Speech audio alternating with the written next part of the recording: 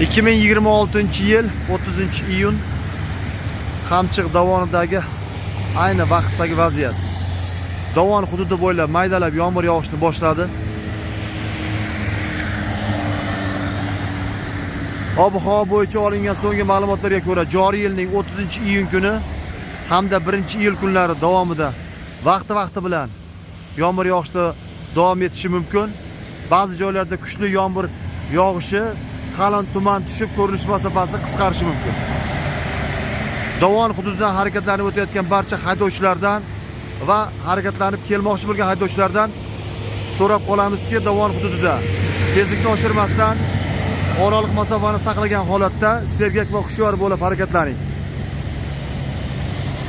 Yo'llar yog'ingarchilikdan keyin sirpanchiq bo'lishi mumkin. Ob-havo sharoitini inobatga oling. Yo'llarning barcha xavfli uchastkalari yo'l-patrul xizmati xodimlari tomonidan tunu kun to'liq nazoratga olingan. Safarlaringiz bexatar bo'lsin.